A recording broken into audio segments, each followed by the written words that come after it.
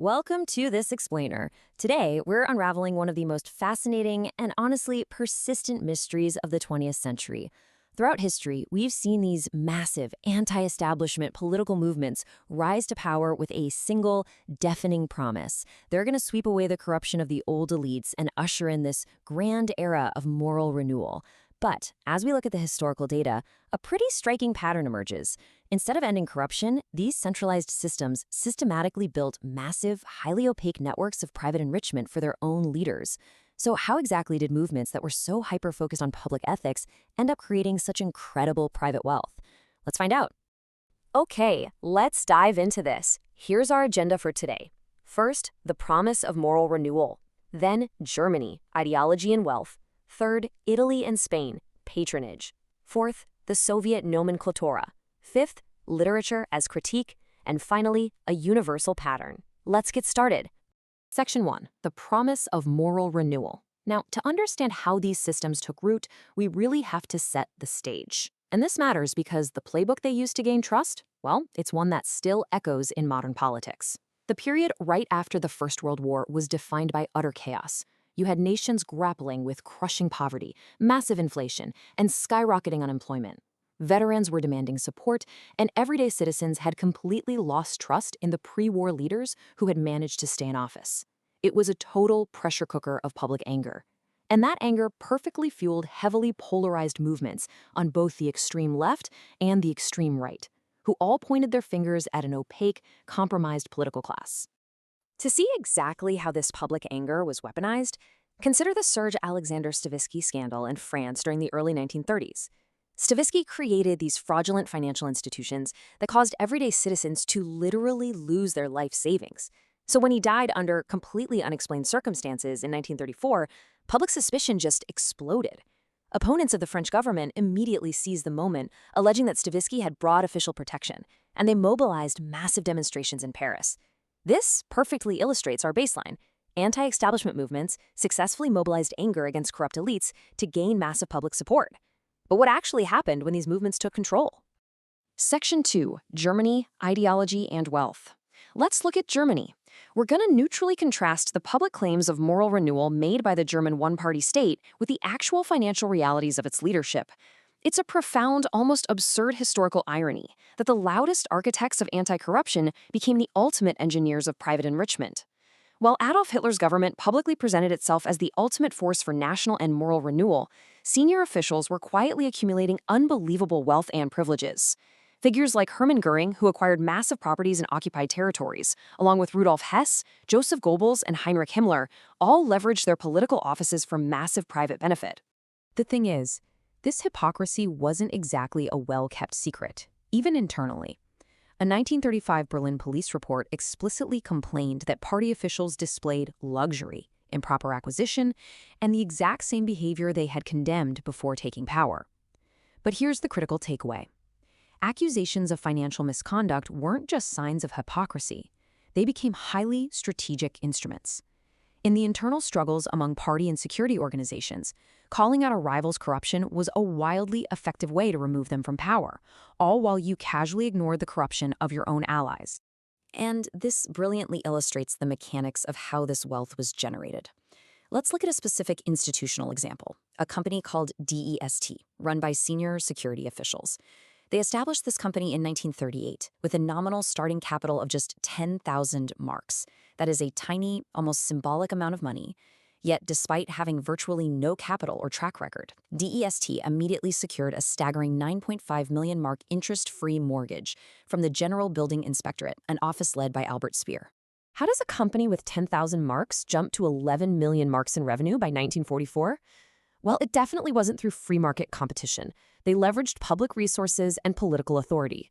First, they got an 8 million mark injection from the German Red Cross, whose finances just happened to be managed by a security official named Oswald Pohl. Then they literally forced the city of Vienna to hand over stone quarries near Mauthausen. Finally, they used detainees as forced labor to produce building materials, contracting right back with Speer's office.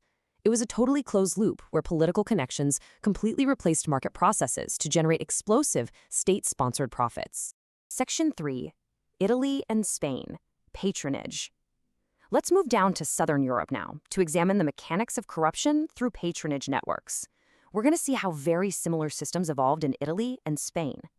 The famous political philosopher Hannah Arendt drew a sharp academic distinction between these governments.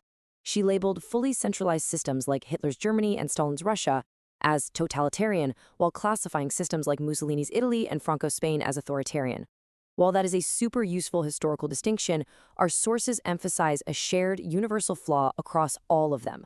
Privileged officials obtained massive private benefits regardless of the specific system. In Spain, for example, the banker Juan March became immensely powerful, acting as a wartime intermediary, and Franco's own brother was heavily involved in the bankruptcy of the Madrid steel mills. A state-directed economy simply created an informal market where commercial licenses were traded for under-the-table payments. Over in Italy, intellectuals like Antonio Gramsci and Piero Gobetti noted that the public actually enabled a lot of this. They argued that Italy had a weak sense of civic integration, meaning society broadly preferred protection and accommodation over strict rules. This culture is perfectly captured by the journalist Leo Longanesi's famous phrase, "Tengo familia," or "I have a family." It basically became the ultimate cultural justification. Using personal networks, demanding special favors, and bypassing the rules were all totally excused because, well, you were doing it for your family. This deep-rooted culture of patronage meant that the Italian fascist movement's early moral language dissolved incredibly fast into pure private gain. Just consider these specific figures. Galeazzo Ciano and Etta Mussolini benefited purely from their proximity to the dictator. Renato Ricci used his position in the youth organization to secure his personal business interests in the Carrara marble industry. Roberto Farinaci, a senior party official, used his influence to attract wealthy legal clients. And Italo Balbo blatantly redirected public spending to improve access and facilities right around his own private estate at Punta Ella. Official discretion was routinely, almost casually, converted right into personal benefit. Exposing these financial realities, however, was incredibly dangerous. Giacomo Matteotti, a prominent politician, publicly challenged the regime in parliament. He pointed out massive irregularities in sugar imports and mathematically impossible profits tied to government allies. He specifically questioned two huge railway contracts worth roughly 1 billion lira. The consequence? His death in 1924, which followed these exact parliamentary accusations and created a truly defining political crisis for the regime. Decades later, the true scale of this patronage became absolutely undeniable. Consider this staggering number, 1.7 billion lire. After Mussolini's fall, Pietro Badoglio took over and discovered severe financial disorder hiding right behind the regime's propaganda. He found a 1.7 billion lira deficit in the fascist youth organization alone.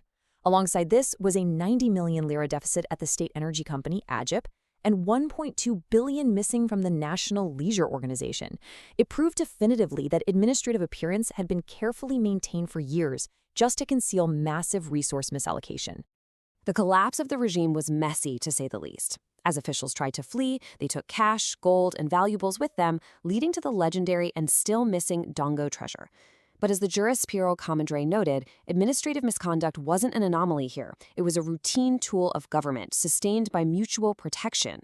And it had really deep roots. Under the earlier liberal governments of Giovanni Giolitti, national leaders relied on local administrators for electoral support, shielding them from accountability in return.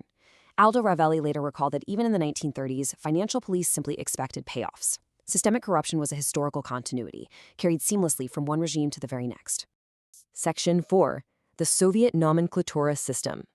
We are now going to shift entirely across the ideological spectrum, from the extreme right to the extreme left, to examine the Soviet Union.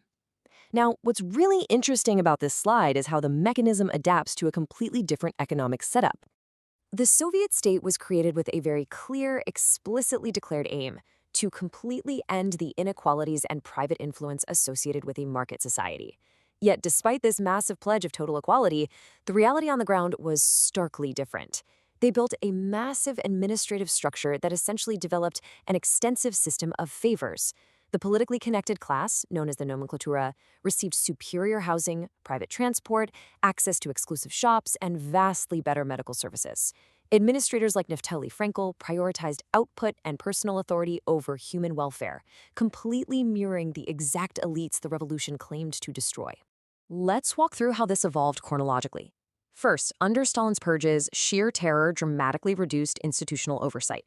When everyone is terrified, personal protection becomes a highly valuable commodity traded for favors. Second, Khrushchev's de-Stalinization brought some of this institutional failure to light. Third, Gorbachev's reforms of Perestroika and Glasnost attempted to bring openness and economic modernization, but they just couldn't stop the decline.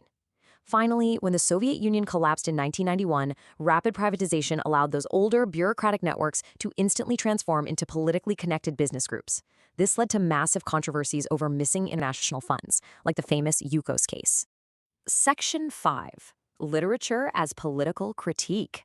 So, how did regular citizens actually perceive this reality? To find out, we have to transition over to the arts.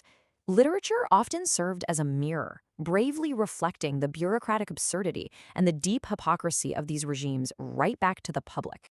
Perhaps the most famous example of this is George Orwell's Animal Farm. In this allegory, farm animals overthrow an exploitative human owner and establish common, equal rules for everyone. But over time, they watch helplessly as a new animal leadership secretly revises those rules just to protect its own elite position.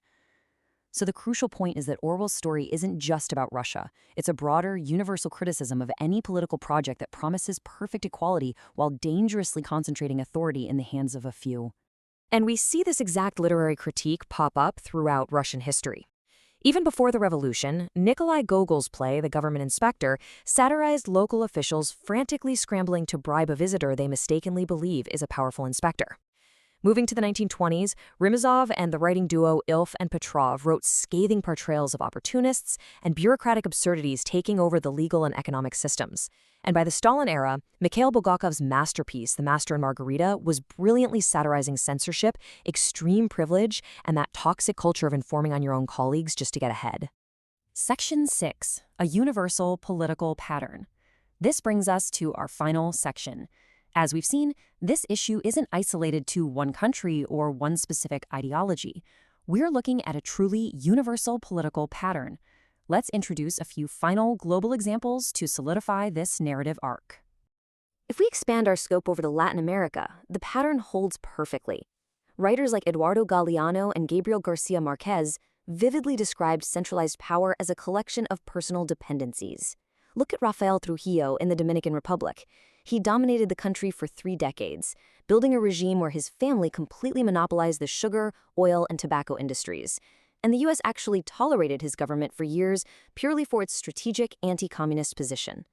Whether it was exchanging informal commercial licenses in Spain, utilizing nomenclatura access in the USSR, or running family monopolies in the Dominican Republic, the core mechanism of power conversion remained exactly the same. Honestly, it's no surprise then that across all these different areas and ideologies, one book remains remarkably popular among leaders: Machiavelli's The Prince. It was openly admired by Mussolini. Its publication in Russia was encouraged by the Bolshevik Lev Kamenev.